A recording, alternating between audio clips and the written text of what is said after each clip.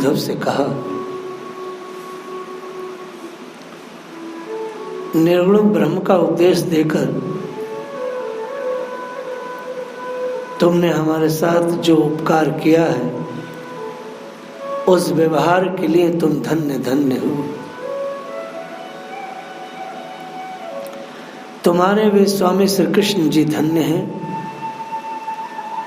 उनके तुम अनन्य सेवक भी धन्य हो। तुम्हारे अनुचित एवं कष्टकारक व्यवहारों को सहन करने वाली हम सभी ब्रज गोपियां भी धन्य धन्य हैं।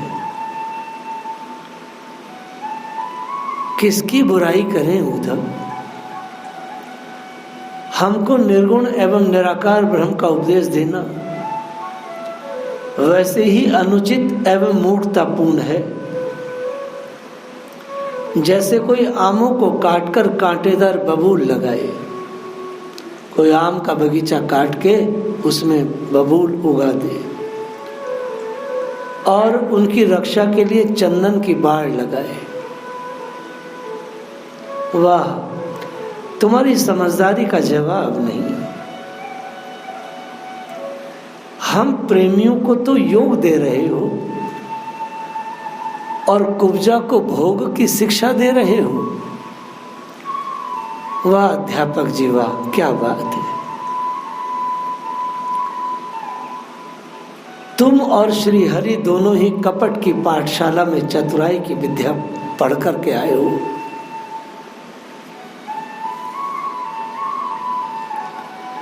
इसलिए तुम शाह को पकड़कर चोर को छोड़ रहे हो। चुगलखोरों का विश्वास कर रहे हो। अरे मधुकर, हमको तुम्हारे ज्ञान गंभीर बातें समझ में नहीं आ रही है, क्योंकि हम तो ब्रज की ग्वार गंवार नारियां हैं। अच्छा यह तो बताओ, ऐसे नियमहीन अंधी सरकार में कोई भला आदमी कैसे निर्वाह करेगा? वास्तव में सूर्य जी ने इस पद के माध्यम से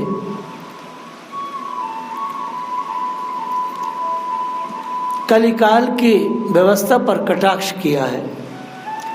सारे संसार में कपट की पढ़ाई हो रही है, कपट की पाठशालाएं हैं।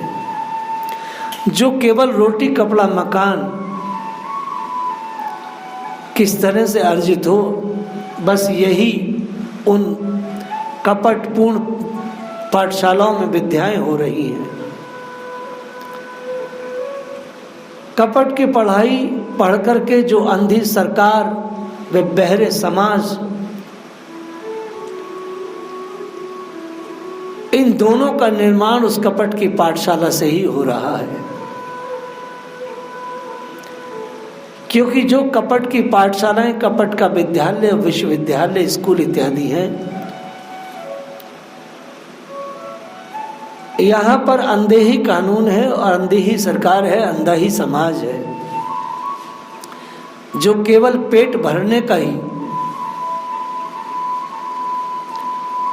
जो केवल पेट भरने का शिक्षा दीक्षा देता है, इसके अलावा कुछ नहीं।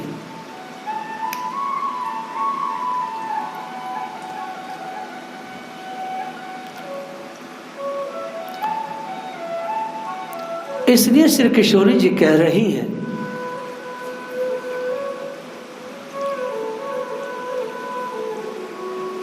कि कुब्जा को भोग और हमें योग दे रहे हो। ये अंधी बातें, इस कपट की पाठशाला की पढ़ाई तुम यहां मत दो।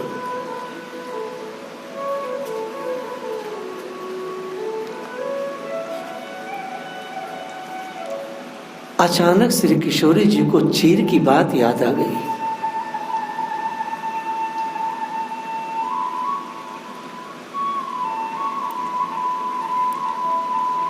राधा रानी उद्धव से कहती हैं, हे उद्धव, क्या वे कृष्ण कभी यमुना किनारे पर हुई उस लीला की याद करते हैं जब उन्होंने हमारा चीर हरण किया था? हमारे वस्त्रों को लेकर वे बलवीर किसी प्रकार उत्साहपूर्वक एक ऊंचे वृक्ष पर जा चढ़े थे। उनको देख देख कर जमुना के शीतल जल में ठिठुरती गोपियां किस प्रकार बार बार गुहार कर रही थी। क्या इन बातों को वो याद करते हैं? नंद अहीर की दुहाई दे देकर दोनों हाथ जोड़ जोड़ कर श्री गोपियां अपने वस्त्र मांगती थी। क्या उन्हें कभी ये सब चीजें याद आती हैं?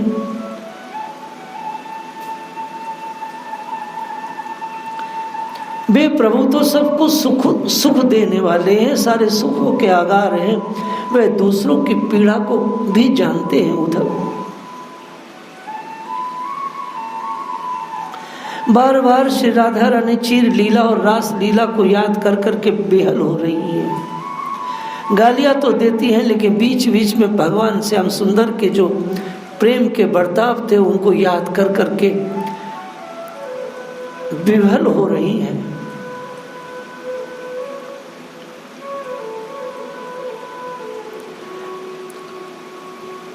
अरे उद्धव,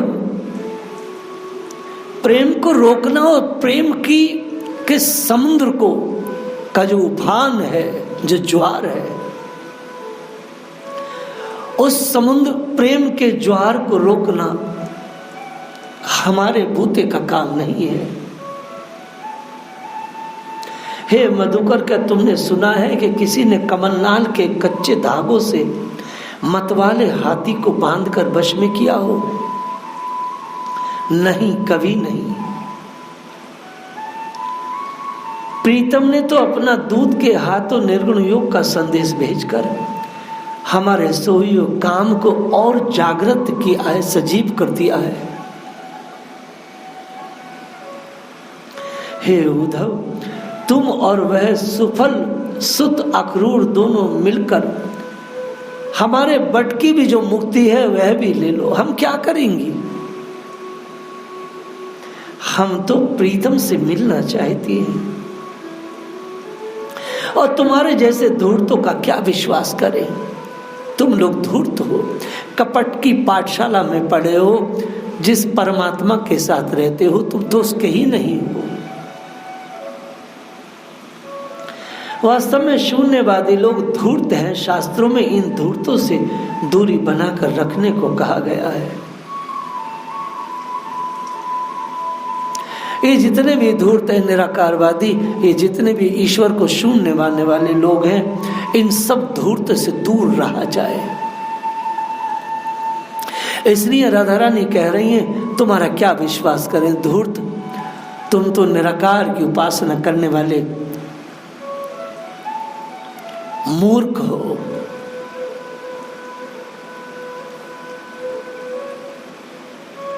अरे कुछ शोभित होने वाली ढंग की बात कहो।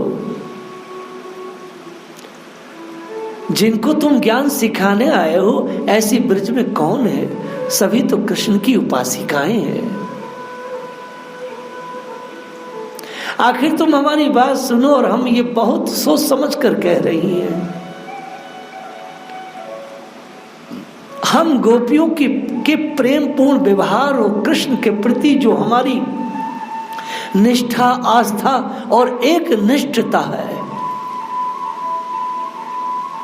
एक निष्ठा को देखकर तुम्हारे मुख से कृष्ण प्रेम के अधिक कुछ और कहने के लिए वचन तक नहीं निकल रहे हैं। कैसे पागल हो तुम? हमारी एक निष्ठा को देख के भी बकवास किए जा रहे हो, लगातार उल्टा सीधा बोल रहे हो। अरे तुम्हारी बुद्धि पर दया आती है,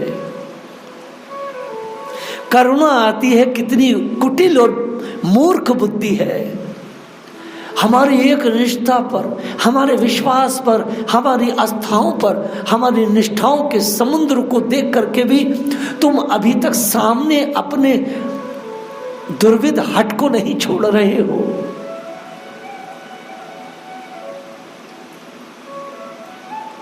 तुम्हारे लिए कहा जाता है कि तुम दुखी जनों के पीर को दूर करने वाले हो।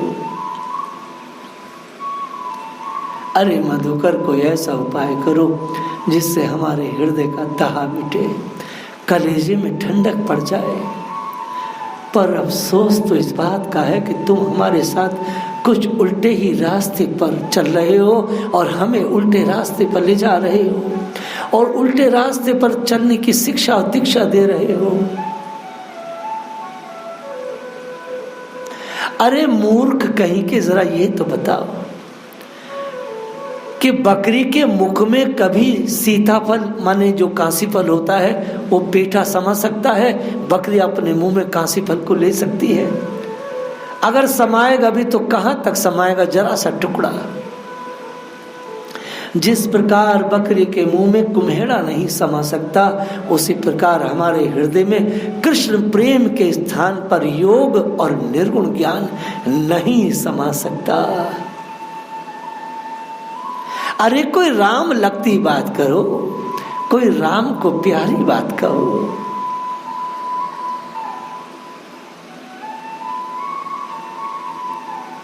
श्री गोपियों ने ध्यान की विधि उद्धव को समझाई।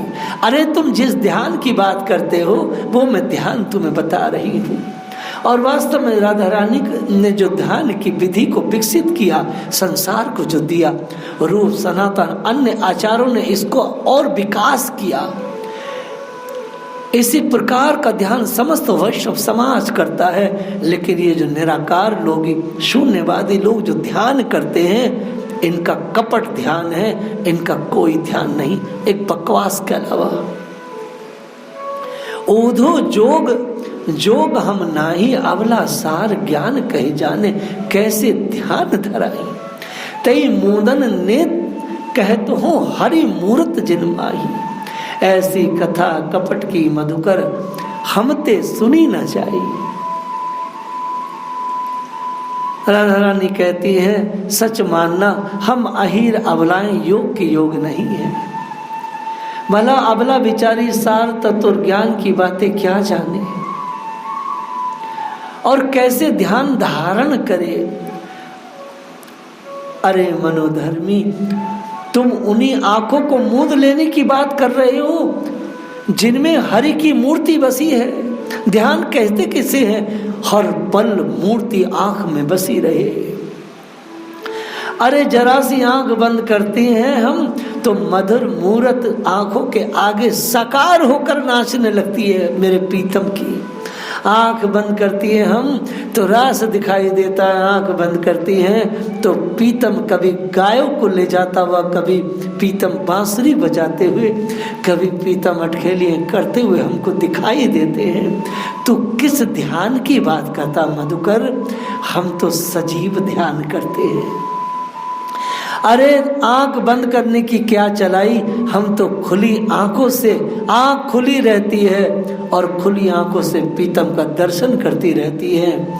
इसे त्राटक समाधि कहते हैं, जिसमें खुली आंख होती है और लगातार ईश्वर का साक्षात्कार होता रहता है।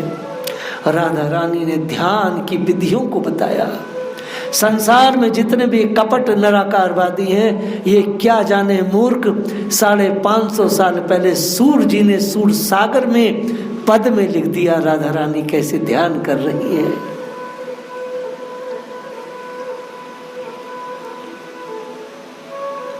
तुम्हारा योग या निर्गुण ब्रह्म वहां रह नहीं सकता। अरे मधुकर, जैसी कपट कथा तुम कह रहे हो, ऐसी कथा तो हमने सुनी नहीं, सुनी जाती नहीं। कानों को चीर कर मुद्रा धारण कर लो और सुंदर केशों को जटाजूट बनाकर बांध लो, भला ये गहन दुख कहाँ समाएगा। चंदन आदि लेप छोड़कर तन पर भस्म रवाने की बात करते हो। अरे पागल, हमारा तन तो पहले से ही ब्रह की अग्नि से अत्यधिक तपा हुआ है। अर्थात वैष्णवों का जो शरीर होता है, प्रेमी पथिकों का जो शरीर होता है, उसमें तो प्रेम की भस्म लगती है, उसमें मुर्दे की भस्म नहीं लगती, उसमें उपला कंडे की भस्म नहीं लगती। योगी जिस ब्रह्म को पाने के लिए अपने आप को भूलकर निष्दिन भ्रमाता है, वह ब्रह्म अर्थात कृष्ण रूप हमारे हृदय में पहले से ही विद्यमान है। अरे मूर्ख, जिस रूप के लिए योगी तरसते हैं, जिस रूप के लिए बड़े बड़े कर्तव्य दिखाते हैं निराकारवादी, वह रूप तो सहज ही हमारे रग रग में, हमारे कण कण में व्याप्त है। राधा रानी ने कहा कि हम और श्याम एक दूसरे से, हम और सारी गोपियां एक दूसरे से एक पल छिन के लिए भी अलग नहीं होते। जैसे शरीर से उसकी परछाई कभी अलग नहीं होती, वैसे ही प्रीतम हमसे और हम प्रीतम से कभी अलग नहीं होते। ये कपट कथा तुम कहीं और कहो। राधा रानी ने आज ध्यान की विधि को बताया। राधा रानी ने आज बताया कि हमारे अंदर क्या है। तुम हम गोपियों को गंवार समझ रहे हो, मूर्ख। जिस निर्गुण पंथ की बात करते हो वह तो सहज हमारे अंदर है, हर चीज है। इसीलिए श्री गोपियों को नवदा भक्ति का आचार्य कहा। आर्य समाजी पापी गोपियों को स्त्री मानते हैं। आर्य समाजी महापात की लोग कहते हैं ये लड़की और लड़कों का नाच है। अरे पापियों, इन पदों को पढ़ो, तुम्हारी औकात नहीं। इन पदों को समझ के तुम इनके सार को भी समझ सको, ग्रहण कर सको। मधुकर निर्गुण ज्ञान तिहारो, तिछर तेज तपस्या या में कापे जात जुत धारो।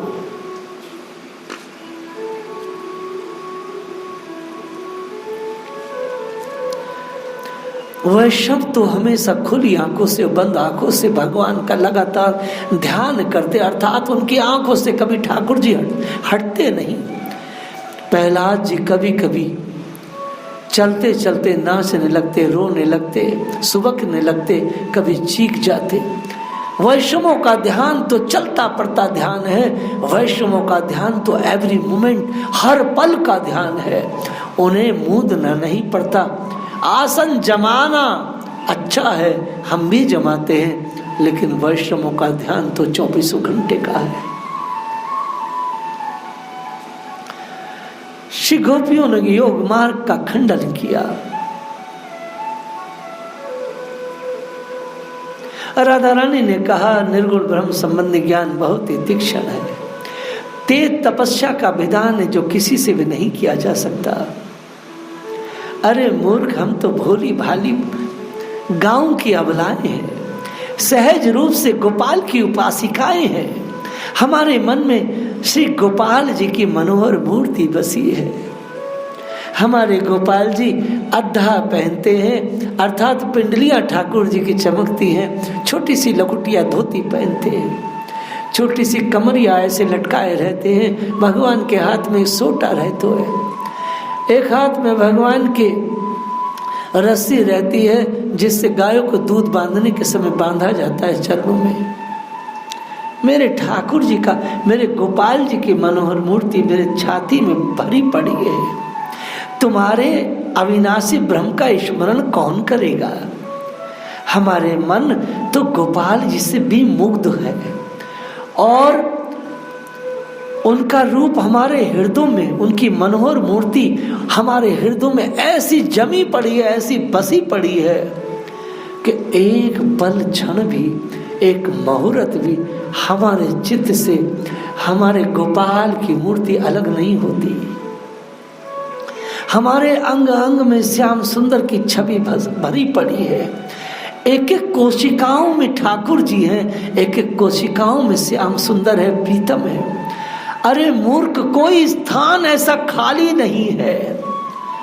यदि हमारे हृदय में योग के लिए कोई स्थान बचा हुआ होता तो हम योग को भी लेकर रख लेती साइड में, परंतु नंद नंदन ने खेलते हुए हमारी सौगंध खाकर सारी बातें बताई थी और हमसे कुछ भी नहीं छिपाया था।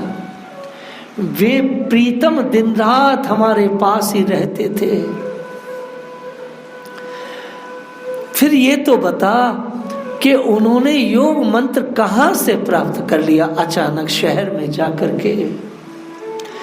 ये कहीं प्राप्त नहीं किया है, ये तेरे जैसा कपट मधुकर ही किसी पाठशाला से लेकर के आया है। वे प्रीतम केवल रस रीति जानते हैं, ब्रह तथा योग को भलावे क्या जाने। वे तत्व ज्ञान की बातें भी नहीं सुनते हैं, वर्ण प्रेमाख्यानों को ही छूते हैं। बहुत लोग भगवान की ज्ञान में चर्चा करते हैं, ठाकुर जी को तत्व ज्ञान में चर्चा प्रिय नहीं है। भगवान को तो रस रीति प्रेम की कथा प्रिय है।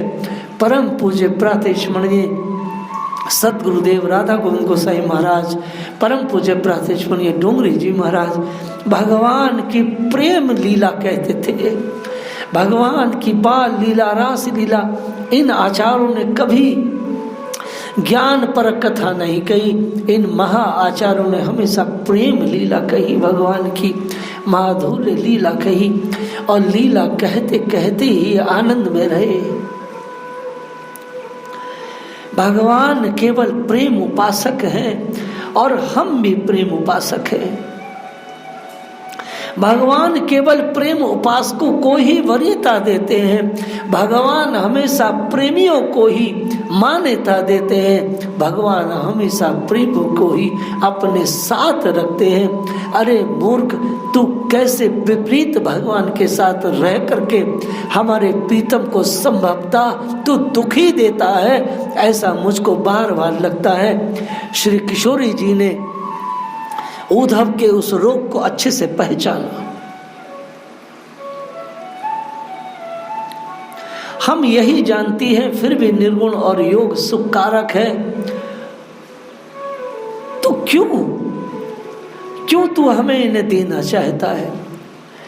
इसे कहीं और जाकर के बांट। अच्छा ही होता ये योग सुख को थोड़ा सा कुब्जा को भी तू दे देता। मैं नहीं जानती कि श्री कृष्ण ने इस योग को तुझको मेरे लिए भेजा है, श्री गोपियों के लिए भेजा है। राधा रानी ने इतना गहरा प्रवचन उसको दिया।